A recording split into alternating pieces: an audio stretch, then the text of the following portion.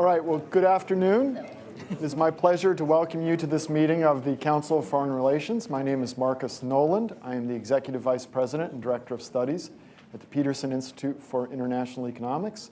It is my honor and pleasure to preside over today's meeting on North Korea, a look from its neighbors. I'm not sure there are any experts on North Korea, but we are blessed with two experts on its neighbors. On my far right is Bonnie Glaser, Senior Advisor for Asia, Friedman Chair in China Studies, and Senior Associate Pacific Forum, Center for Strategic and International Studies. There are more detailed bios in the roster that you've been handed. And in the middle is Sheila Smith, Senior Fellow for Japan Studies, Council of Foreign Relations, and author, Intimate Rivals, Japanese Domestic Politics and Rising China. I'll try to say that 3 times before we quit. So now, in engineering, we have something called the signal extraction problem. And reading the newspaper, I have trouble following everything that's going on in Northeast Asia among North Korea and its neighbors. So I guess to start, could each of you speak a little bit about the continuities and discontinuities in your respective countries' policies towards North Korea? Is what I'm reading in the newspaper, is that signaling real change, or is it simply noise? And I'll start with Bonnie, because G becomes before S, and C comes before J. So. Well, thank you, Marcus. It's an important question. China's policies towards North Korea, I think, fundamentally have not changed. But we have seen some interesting modifications under Xi Jinping since he came to power in China. We have not seen high-level meetings between Xi Jinping and Kim Jong-un. Before Kim Jong-il died the last few years that he was in power, traveled to China several times. It seems quite clear that Xi Jinping really dislikes the system in North Korea and speaks very disparagingly about Kim Jong-un when he meets with foreign leaders. This is quite unusual, very different than Hu Jintao. And so at high levels, including a few notches below, really the last high-level visit was July 2013 when China's vice president visited North Korea. But the messaging is different. We have not seen the Chinese refer to North Korean leaders as comrade since Hu Jintao went to the North Korean embassy in China to sign the condolence book upon Kim Jong-il's death. So there is an effort to move this relationship from what the Chinese used to call a special relationship to a more normal relationship. Now, frankly, I recall a Chinese official telling me this was an objective as far back as 2006, but it was really rhetorical. And under Xi Jinping, there is a real attempt now to implement this. So, for example, the foreign ministry is now in charge of the relationship between China and North Korea rather than the international department. One last change that I would point to is the greater willingness on the part of China to implement sanctions. And we have seen since UN Security Council Resolution 2094 that the Chinese have made greater efforts than they had in the past. And this is particularly evident in China's decision to publish an export control list last year in September, which contains a very large number of dual-use items. And that's really to try to gain some control over the individuals and the companies. So very quickly, I'll just point to some of the continuities. The Chinese continue to try to resume the six-party talks. Obviously, that is seen as the way forward diplomatically. The Chinese continue to have a no war, no instability, and no nuclear weapons policy. And frankly, I think that the goal of denuclearization for China is very much, it's inextricably linked with no instability. So denuclearization can only be pursued on the premise that that North Korea will remain stable. Economic engagement is still very much central to China's policy toward North Korea.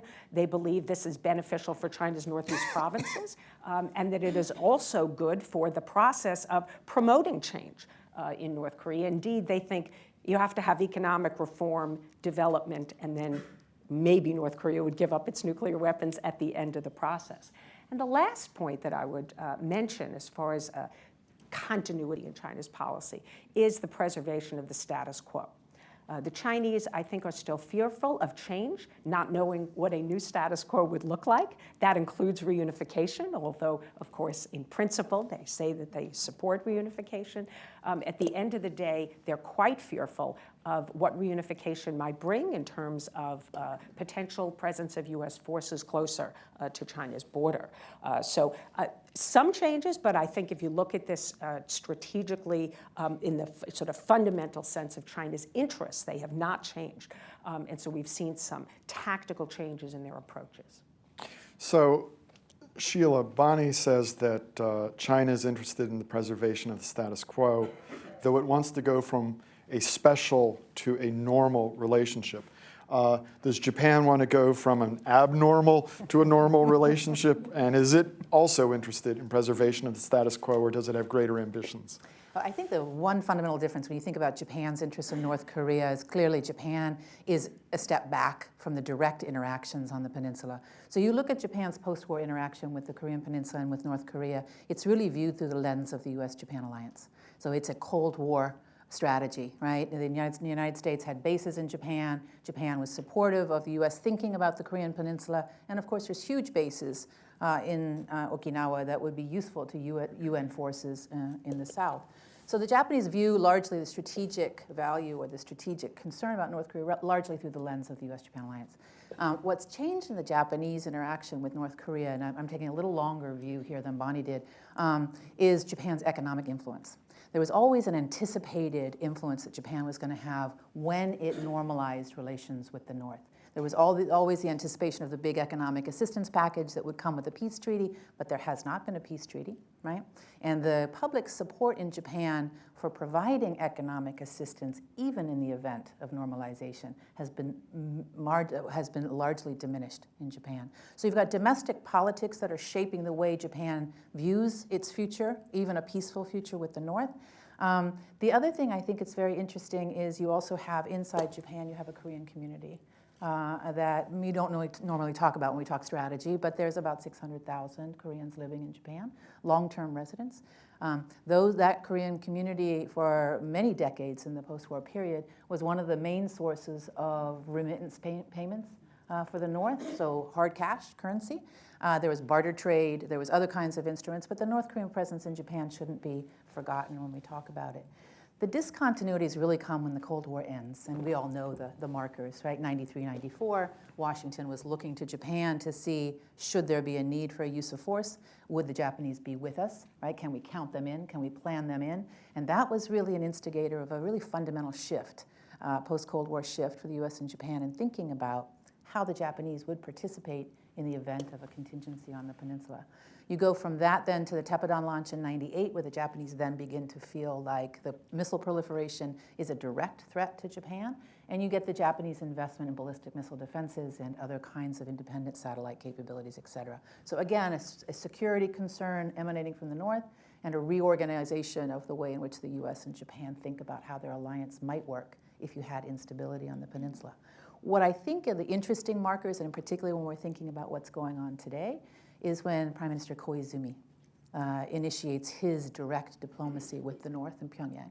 So Prime Minister Koizumi in 2002 made a highly secret and very sudden, for many people, visit to Pyongyang, in which he met with Kim Jong-un, and which many people had suspected the stories about the abducted Japanese citizens, but many in Japan were deeply shocked when Kim Jong-un actually acknowledged. Kim Jong-il. I'm sorry, Kim Jong-il, Kim Jong-il, Kim Jong-un's father, thank you. He actually admitted that yes, they had abducted Japanese nationals, and yes, they would be willing to barter some arrangement that would have some of those be returned to Japan. I mentioned the shock in Japan in large part because the issue of Japanese abductions has had a tremendous impact on Japanese public perceptions perhaps even more than the threat perceptions in Japan, more than the Teppan. I think the abductee issue has galvanized Japanese domestic politics in ways that have really limited, in some respects, the way the Japanese government can negotiate directly with the North. I think you find today Prime Minister Abe has taken a rather bold initiative in responding to Kim Jong-un this time, his overtures to have a conversation yet again on investigating the whereabouts of Japanese citizens in North Korea.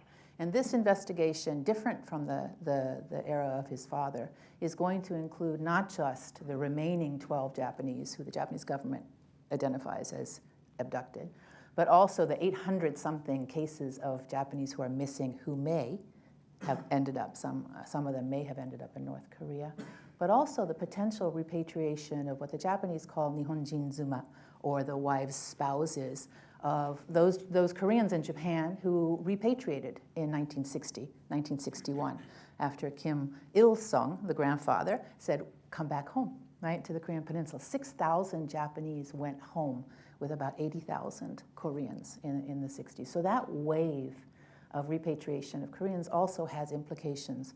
There are Japanese who married and who are in North Korea today that they are going to be talking about in this investigation.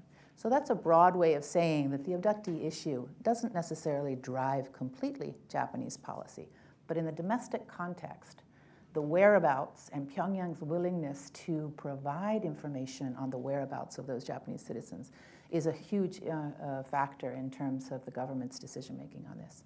So, to bring us right up to date, this may be a discontinuity, it may end up being a continuity, because we're not quite sure yet if anything is going to come with the current promise to reopen this investigation. But right now you'll be reading headlines in Tokyo that says the Director General of the Asia Bureau, Mr. Ihara, who many of us know, is anticipated to be going to Pyongyang and within the month.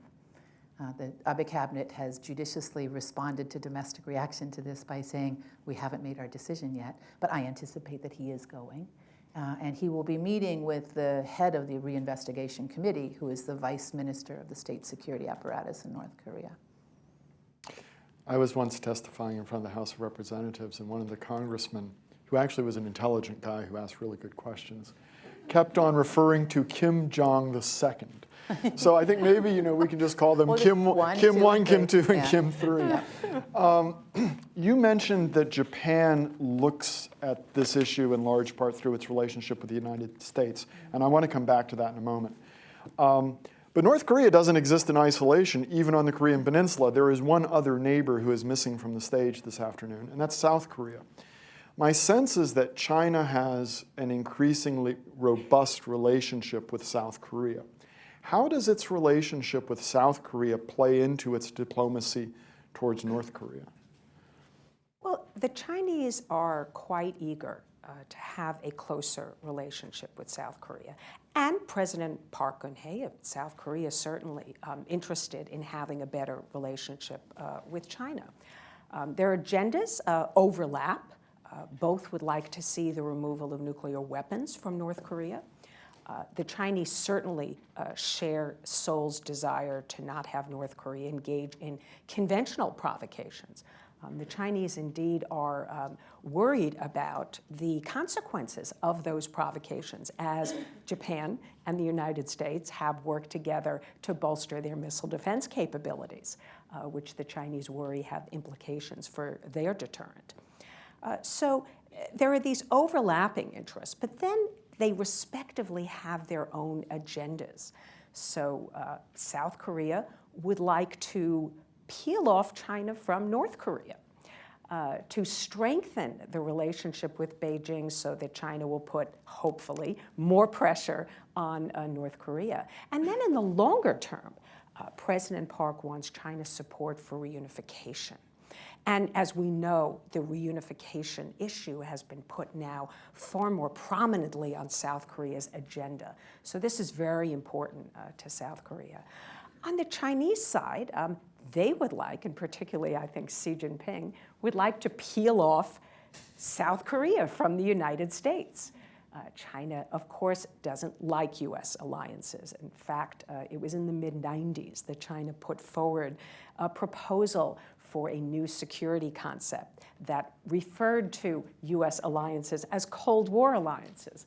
And Xi Jinping has recently reiterated the idea of an Asian security concept, which has some similarities with the one from the 1990s. So there is this, I think, sort of respective competition. They both like to achieve their goals and are using each other for their own purposes. Economically, they share a great deal of common interest. 2013, that bilateral relationship was $270 billion in trade and expanding enormously. So there's really a lot that the two nations, I think, are trying to achieve. I would just add that when Xi Jinping was in South Korea, met with President Park in July, although in many ways it was a successful visit, Xi Jinping tried to convince President Park to take some steps on issues that she really demurred on. She was not eager, for example, to participate in commemorative activities for the 70th anniversary of the end of World War II. Obviously, a effort by Xi Jinping to woo her to engage in this set of anti-Japanese activities. Then secondly, Xi Jinping tried to dissuade President Park from deploying missile defense, particularly U.S. missile defense, the THAAD system in South Korea. So far, it appears that South Korea has not responded to that. And then the third issue where Xi Jinping, I think, failed to make progress was to win South Korea's support for what I call the Asia for Asians concept. And this was put forward at this CICA meeting, confidence building and interactions, something like that, that was recently held. And although Xi Jinping, I think, has backed away a little bit from characterizing it as Asian security should be determined by Asians, nevertheless, the South Koreans did not support it. So I think China is pleased at some of the progress, but disappointed in some areas as well. So Sheila, I would be surprised if you used the term peeling off with respect to, I think there's something qualitatively very different in Japan's relationship with South Korea and how that interacts with its policy towards North Korea. Yeah. Let me start, I will talk about South Korea in just a second, but since we're talking about how it's not in isolation, I think one of the pieces of the puzzle that people here in Washington particularly don't understand is the interaction between Tokyo and Washington on some of the ways in which the United States has sought to negotiate with the North. So the Japanese were very comfortable way back when in the Korean Energy Development Organization. They were quite comfortable with Bill Perry's TCOG and the alliance first sort of approach. They were really not so comfortable with six-party, with the framework that was led largely or anticipated to be led by China. And even that was back when there wasn't yet the Senkaku dispute, or there wasn't yet the full-blown tensions that you see in that relationship today. But the regional approach has always made Tokyo somewhat nervous about where their equities would be and how they would navigate that balance. They were supportive of six-party, but a little bit worried about their place in the six parties themselves. And you certainly see that tension between Washington and Tokyo emerge in the second Bush administration, when Ambassador Hill was moving a little bit in the view of the Japanese a little bit too quickly, and with a little bit less consultation than I think Tokyo expected as an ally, right? So there's always the Tokyo-Washington piece of this puzzle to think about here. Now the Korean Peninsula, I think on one hand, everybody knows today that there has been a tremendous diplomatic estrangement between Japan and South Korea. So when you watched Abe announce his initiative at the end of the spring, the first and most vocal response to that was Seoul. They didn't like it. They thought it was stepping out of the bounds of a cooperative arrangement between Washington, Seoul, and Tokyo, but they also really, really didn't like the idea that Abe would move without consultations with them. So you've always had quietly a very close conversation. Even in the Koizumi moment, you had as close consultation after the fact with Seoul as you did with Washington. Today, you don't have that because you have a large, huge, gaping diplomatic silence, right, between the two. The causes of that we can talk about at a different moment, but it has hurt not only Japan, it's not only hurt the way the United States interacts with Seoul and Tokyo, it has also hurt what was a burgeoning or a slowly emerging trilateral dialogue in Northeast Asia itself. For those of you, it's not specific to North Korea, but in December 2008, Seoul, Tokyo, and Beijing began a trilat, very tentative, very focused on economic issues, not hard security, not hard politics of history.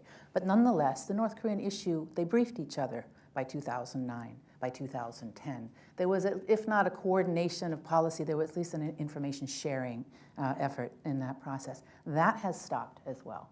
And that was in response in 2012 to the island disputes with China. So the trilateral, that kind of very incremental attempt to at least get a better understanding of the North Korean perspective of all three countries, that too is gone. So you've got very significant silences, I think, at the regional level that I think really isolate Japan, or at least in make Tokyo worried about what the potential for serious diplomatic isolation is. The other piece of the puzzle for the Japanese, of course, is that with the six-party talks not so clear in terms of what the ultimate outcome was going to be, the Japanese are also wholeheartedly embracing the UN effort at nonproliferation, developing a role in nonproliferation. And the South Koreans and Japanese together were quite influential in that effort. So the Japanese actually went multilateral, in part because nonproliferation was something that mattered to them in North Korea, but it was sort of to offset in some ways their kind of frustration in the six-party regional approach. So, Bonnie, you mentioned the issue of unification. South Korea wants Chinese support for unification. There was a recent poll of 135 experts. I use this term advisedly in the context of North Korea, but so-called experts. Vice President Mondale once told me that anyone who tells you they're an expert on North Korea is a liar or a fool. But anyway, the Illman Institute of International Relations in Seoul found 135 experts and polled them on the future of North Korea. And there was a range of views, but the consensus was that the Kim Jong-un regime had a life expectancy of 10 to 20 years, that it would eventually fall due to intra-elite tensions, and that the ultimate outcome would be unification with the South. So something sort of along the German lines, I suppose. What was interesting, there were many interesting things, and I would recommend this report to all of you. You can download it online. It's Illman Institute for International Relations, and just look for experts poll in North Korea. One of the things that was in there was they asked everyone sort of who was going to be the winners and losers. And the result, as I recall, is that all the surrounding countries are winners, but the biggest single winner is China. So, has the Chinese leadership read the Illman Institute survey, or are they still committed to the status quo, as you indicated about 10 minutes ago? I doubt they've read the survey.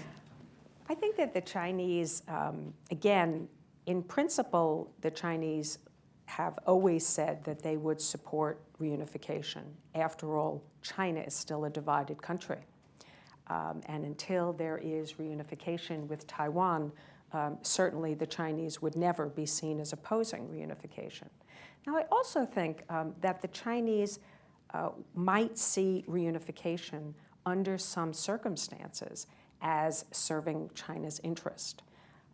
But the question is, again, what does the outcome look like? If the United States removes its troops from South Korea, if the peninsula is, if not pro-China, at least close to China, makes decisions that take China's interests into account, has trade with China, doesn't make territorial claims on China, which is also a potential issue. So there's a lot of ifs here. Then I think that the Chinese could live with that outcome. And in fact, I would argue, might see it as preferable to the situation today, which carries with it greater and greater uncertainty. No country likes uncertainty. And I think that the Chinese themselves don't really have a good window any longer into what is going on in North Korea. Their ambassador, I am told, in North Korea may be able to go to a farm every once in a while and help with the harvest, but he really doesn't have access to the high-level leadership any longer. In fact, we just saw the 65th anniversary passed of the founding of China's relationship with North Korea.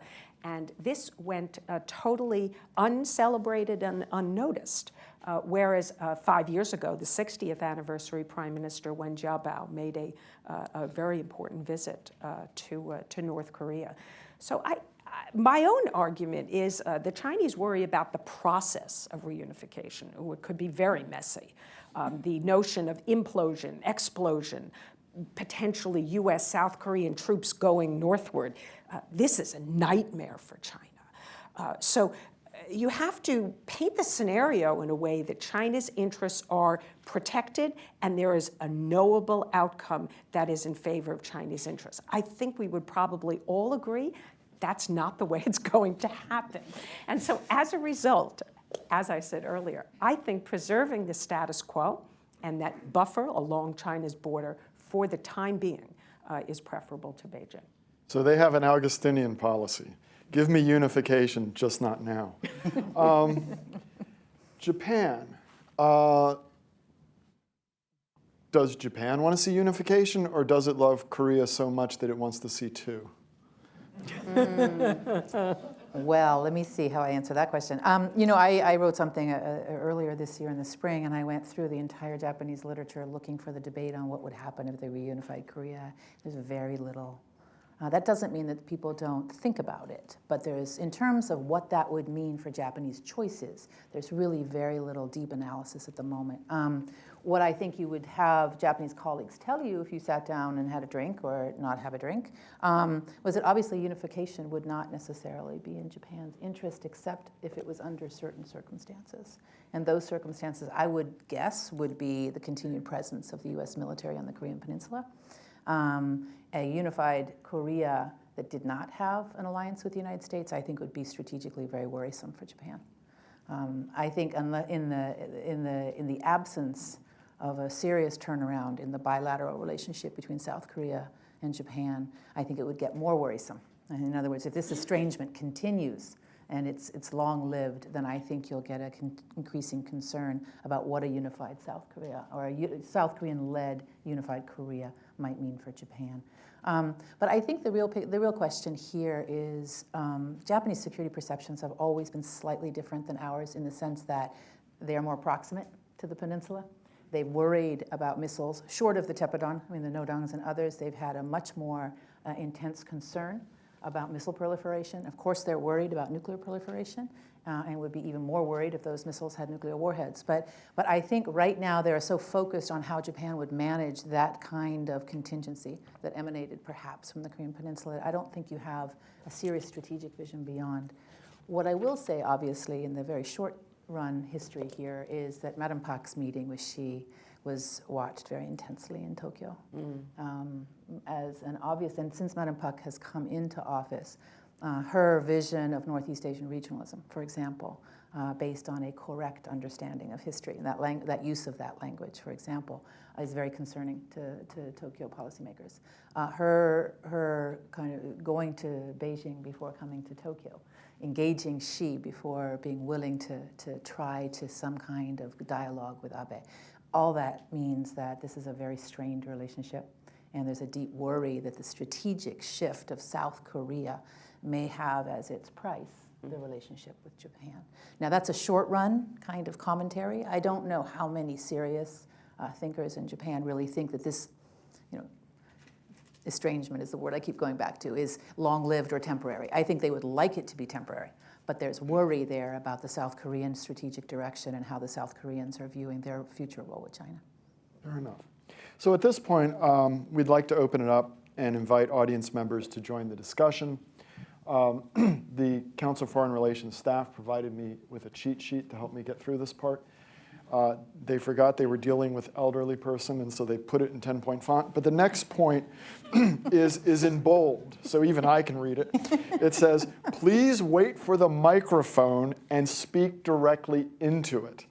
Please stand, state your name and affiliation, and as in Jeopardy, try to make your statements in the form of a question.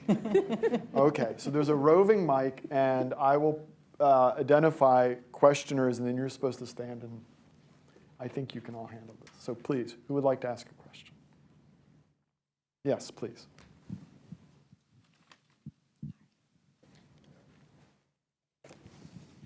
Hi, Andrew Yo, Catholic University of America. Thank you so much for for this informative discussion. My question's for Bonnie Glaser. I was wondering, what in the Chinese media, how is North Korea discussed? Is North Korea framed as China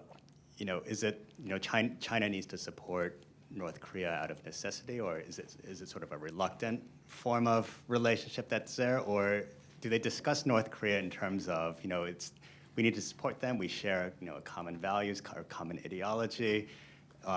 They're much like the way the U.S. talks about South Korea. It's a blood alliance sort of thing. So I'm just curious, how is North Korea discussed within the Chinese media? Ever since the North Koreans conducted their first nuclear test in 2006, we have seen a more open Chinese debate about North Korea. And it has gotten very interesting. It is impossible to say whether these articles that are written by scholars or commentators at news outlets really reflects any debate at the top of the system.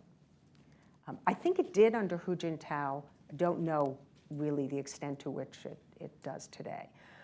But you see at one extreme, experts who describe a North Korea that is vulnerable, that should get security assurances from the United States, that faces a challenge very similar to what China faced when it was under pressure from the outside world. So very sympathetic with North Korea, and frankly, very suspicious of the United States. The rebalance to Asia, after all, is seen as very harmful to Chinese interests.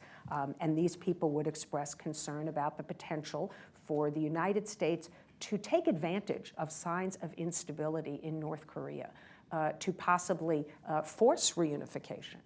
But at the other end of the spectrum, you have many scholars who are very critical of North Korea, and some who have called for regime change. There was a very interesting article just a few weeks ago that was in the Beijing News, not the most authoritative news organ, but nevertheless authoritative.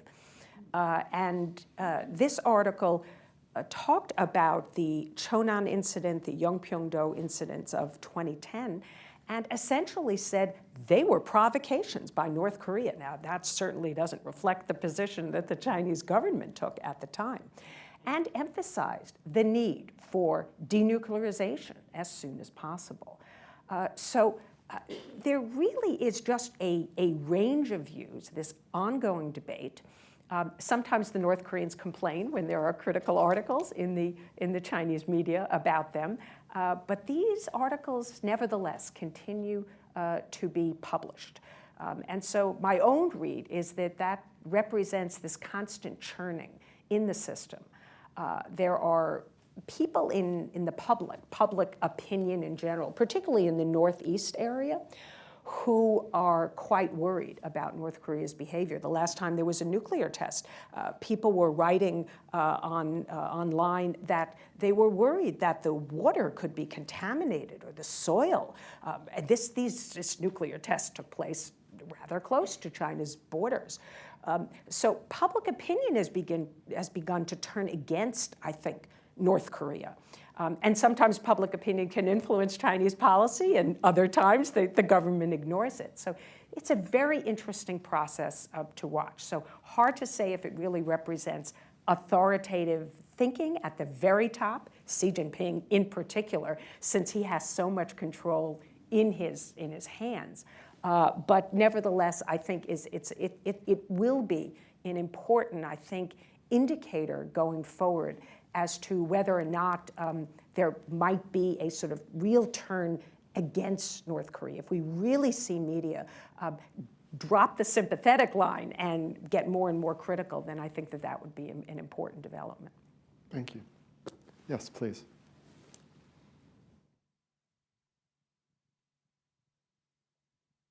Thank you. I'm Roy McCall, an institutional investment advisor. Following up on Andrew's good question, can anyone speak to the Korean viewer flavor in the press? I haven't been to South Korea since I visited Pyongyang, where I noticed busloads of Chinese tourists as well as Japanese tourists were there in abundance between Pyongyang and Kaesong. But what's the Korean view of North or south? South Korea?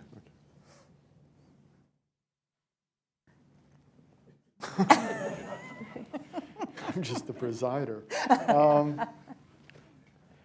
Look, in South Korea, there's a range of views.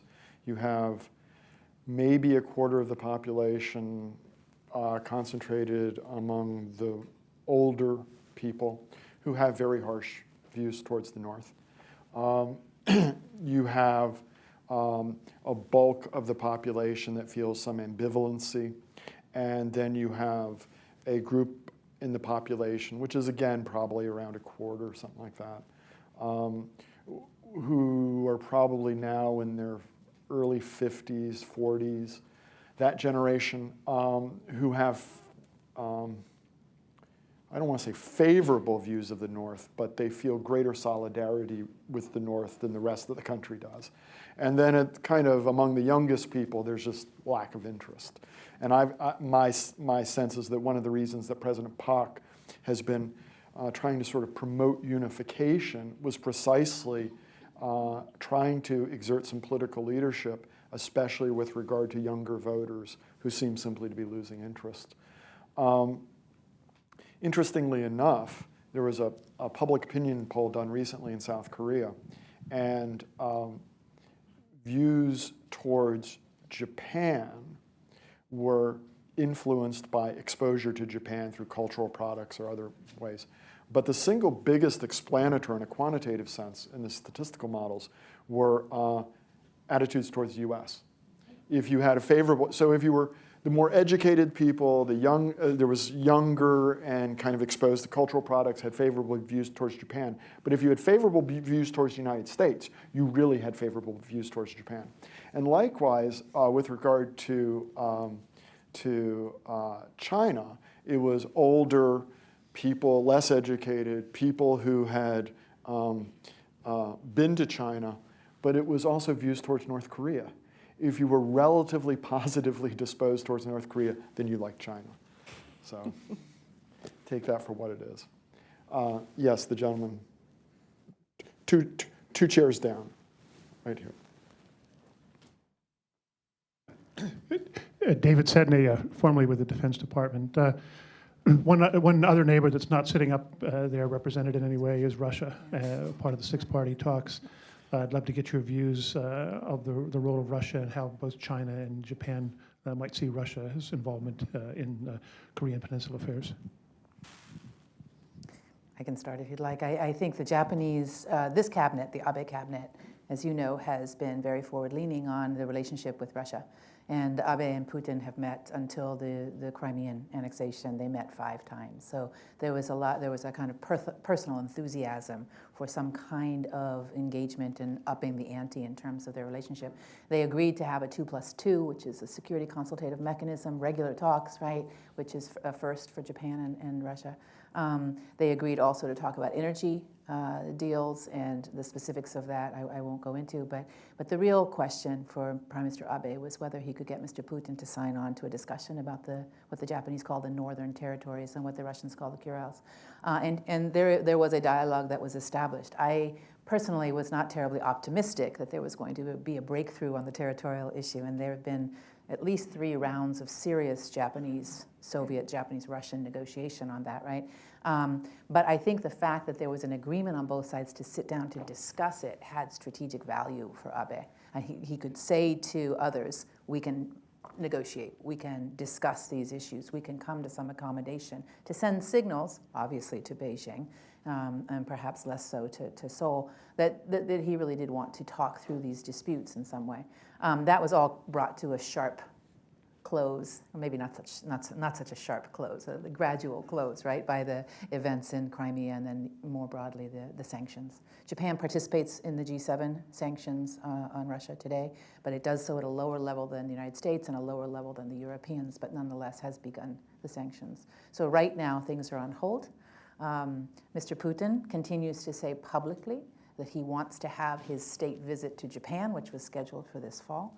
I can't conceivably see that that's going to happen, but he's continuing to put out there the fact that he wants this relationship with Mr. Abe, despite the fact that his relationship with Washington may be not so good. And so, Mr. Abe, there's a certain kind of disquiet about the fact that they are now unable to pursue that geostrategic dialogue with Russia. Bonnie? Well, the North Koreans have reached out to Russia. So they are trying to develop a closer relationship with Russia, and particularly in the energy sphere.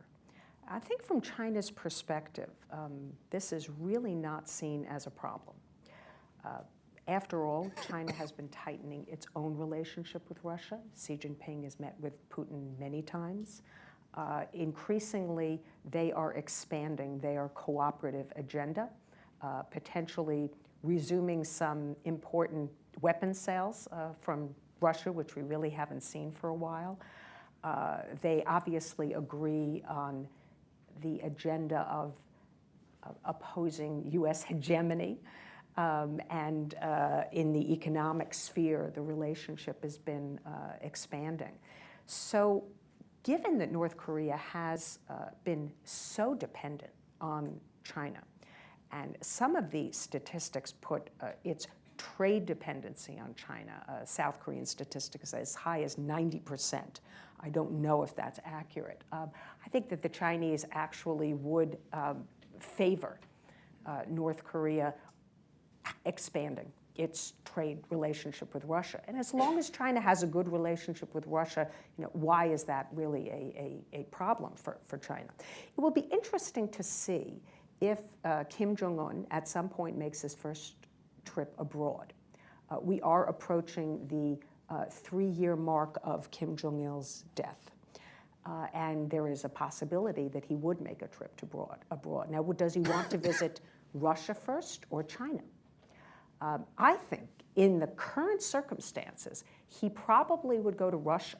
If you pay attention to the North Korean press, I talked about China's attitudes towards North Korea, but the North is obviously quite irritated at China, says a lot of very negative things about the Chinese, increasingly explicitly.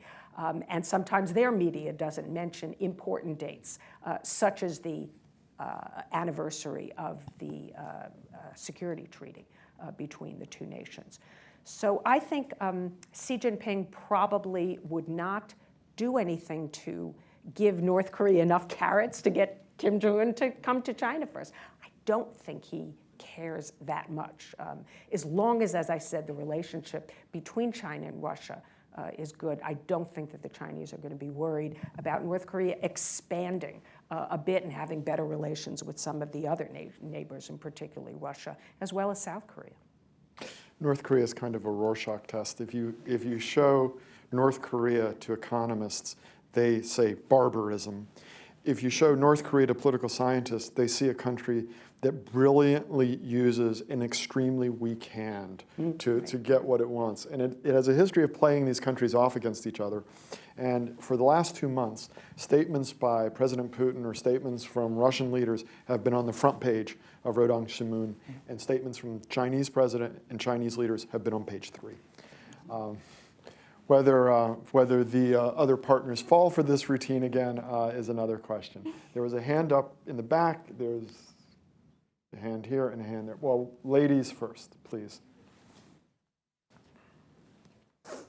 Hi, my name is Kristen Kim. I'm with the Medill News Service. Thank you so much for a discussion today. I was just wondering, due to North Korea's political, economic instability, reunification can come in the form of a dramatic downfall, or it can be a more gradual process. So are China and Japan ready to confront such a situation? I know in the status quo, they're trying to push off their decision for as long as possible, but given their current policies, what is the most likely response in the face of a real reunification? Well, first I would say that the Chinese do not believe that we're going to see a collapse of North Korea anytime soon. They have their own experience in assessing North Korea. They've listened to Americans. Some predict collapse for a long time. And they believe that there could be some instability, but the potential for whether it's economic or political instability actually spilling over the borders is considered to be fairly low. But they don't rule it out, and they have made some preparations. So, for example, the PLA exercises regularly along the border, and I have been told that there is a plan in place to try and close the border, which is very long, and they are not completely confident that they would be able to do that. They talk about privately possibly setting up refugee camps, which they say would be on the Chinese side of the border, not the North Korean side of the border, in order to ensure that refugees that come flooding over would be containable. There's a very large Korean population in northeast China, at least 1 million people. And so they feel obligated to help any North Koreans that come across the border. These brethren who came across many years ago, or our family did, they feel compelled, I think, to support them. What I think the Chinese are not so well prepared for is how to deal with a potential U.S.-South Korean response to instability in North Korea. And as we know, the U.S. and ROK forces do exercise and focus on securing nuclear sites and other WMD sites in North Korea, some of which, quite frankly, are very close to the Chinese border. The Chinese would certainly not like to see U.S. forces up there. But the U.S. has reached out many times to China through diplomatic, intelligence, and military channels to talk about contingencies and to really try to discuss some division of labor, or at least how to deconflict so that we don't come into some military confrontation. And the Chinese thus far have been unwilling to do so. They have been fearful of North Korea's negative reaction. They think it is unlikely to occur in the near term, and they don't trust the United States. That could change in the future. Some Chinese say, if we think that instability is pending, don't worry, we'll talk to you. And of course, my message to them is, by that point, it would be too late. I think my answer on the Japanese side is a little bit of a repetition of what I've already said. But you know, in the early 1990s, you had a significant Japanese debate about development assistance, or when you had still a kind of understanding that perhaps the option of a peaceful unification might be viable. So you had Japanese who thought about that, what the Japanese role could be, what kind of assistance, et cetera. I think today that's largely gone. I think there's more concern in Tokyo that the unification process will not be peaceful, that it will be either the implosion of the North or some kind of interaction that is very unpredictable. To go back to Bonnie's earlier statement about uncertainty. So the Japanese focus largely today is about how to defend Japan in the case of that kind of worst case scenario. So I mentioned ballistic missile defense. You've seen the PAT-3, air defenses being deployed in Okinawa and other parts around Japan. You have a war plan, for lack of the better word. You have a war plan that with the United States that really does think about that contingency in very detailed ways. One of the challenges for Japan, of course, is that there are many Japanese in South Korea. So if you had that kind of worst case scenario, how would you get those civilians out and back home to Japan? So that's been something that up until the last year of Lee Myung-bak's administration, the Japanese and South Korean governments actually had some dialogue on some of those contingencies. And I think the South Koreans and Japanese had decided that they needed a little bit more information sharing. There's an information sharing agreement. There was what's called a cross-servicing and acquisition agreement ready to be signed so that they would know what to do. So the dialogue between Seoul and Tokyo had progressed a little bit more on that kind of thinking. That ended in the last year of Lee Myung-bak's administration, and given the tensions today, they are not yet able to go back to thinking out loud together about that process. There's been quite a bit of concern in the South Korean media about the US-Japan guidelines discussions that are ongoing today, and there's worry that in that guidelines process, there may be some introduction of Japanese military forces on the Korean Peninsula, but there is no Japanese plan to land forces on the peninsula without the permission of the South Korean government. But I think the media, the South Korean media questions that I got directly were really about that civilian evacuation component and worry that Washington would be sanguine about allowing the Japanese to build that into their bilateral alliance planning. But just as far as I know anyway, there is no US-Japan planning that involves that kind of activity. That would have to be a Tokyo-Seoul conversation. In the front row. Ken Lieberthal, the Brookings Institution. Question is for Bonnie Glaser. Bonnie, you've done a wonderful job of articulating a nuanced, complicated terrain that China has to operate in when it considers what to do vis-a-vis North Korea. And the bottom line seems to be that they can indicate their displeasure, but they aren't going to do very much to force a change in the situation because of uncertainties about how that initiative would play out and the possibility that it would make things much worse from their perspective. So I have two questions. One is, if you could advise Xi Jinping, is there any, I got asked a question like this at a recent meeting and hated it, but I'm sorry. But seriously, if you could advise Xi Jinping, respecting his concerns and his kind of framework of analysis, is there any major shift in policy or evolution of policy that you would advise him to make that you think you could argue convincingly would leave China better off than it is now vis-a-vis North Korea, number one? Number two, would your answer change, and if so, how, if North Korea conducts a fourth nuclear test? Thank you. Very tough question, Ken. Thank you very much. If I'm advising Xi Jinping as an American, I might have different things to say than advising him as a Chinese. So you want me to do this as a Chinese? As a brave Chinese. I would, as a brave Chinese, advise Xi Jinping to try to have a quiet conversation with the United States about the future of the Korean Peninsula. Whether or not we could actually prevent leaks, I don't know.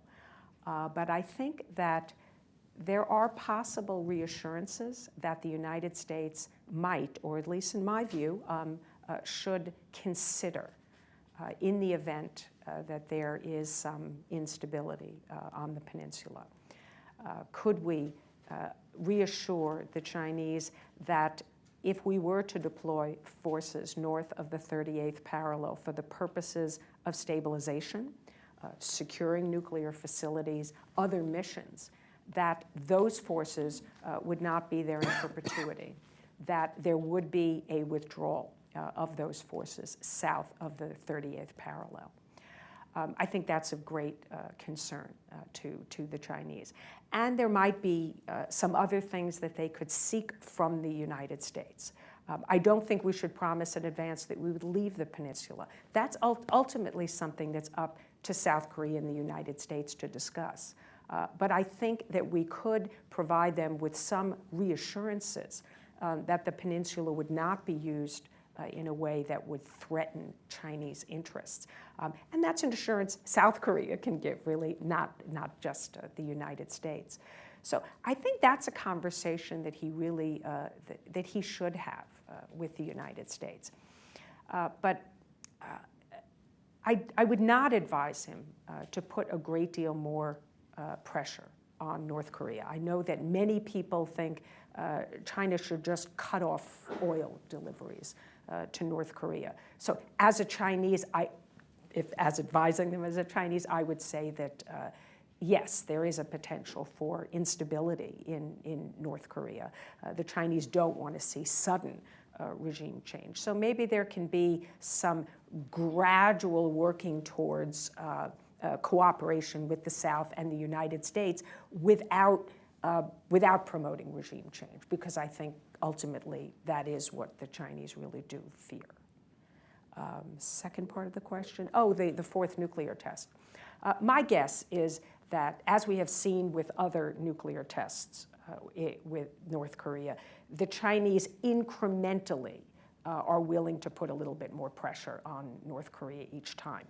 And as I said, there is now some seriousness in implementing sanctions, although when it comes to luxury goods, I think they still, in many cases, look the other way.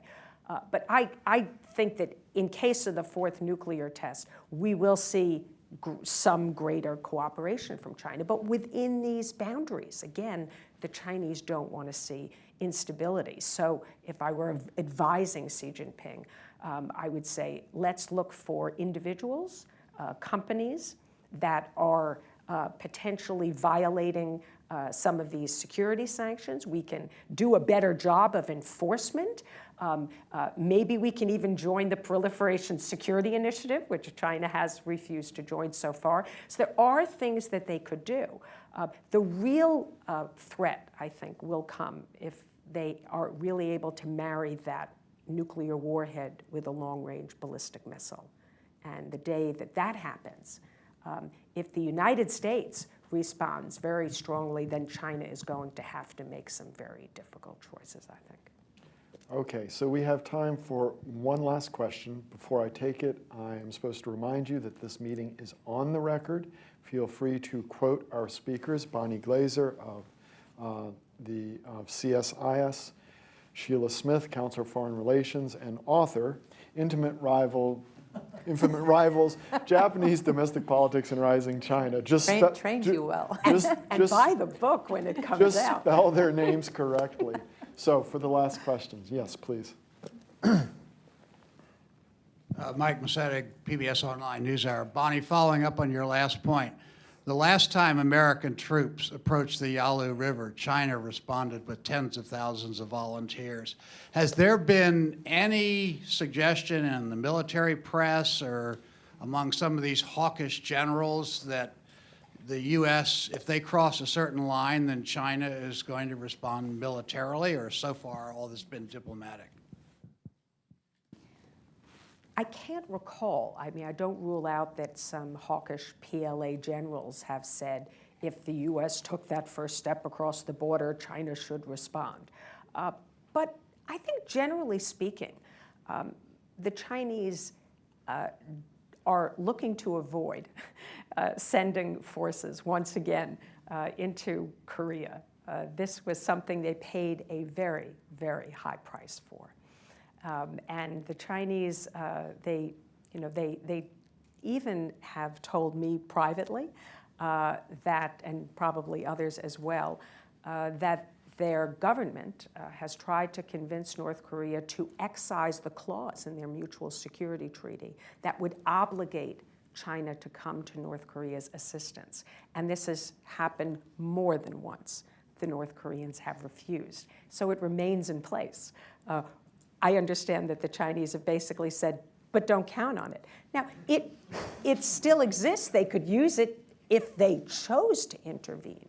But I frankly think that only in the most dire of circumstances would the Chinese once again send troops into North Korea.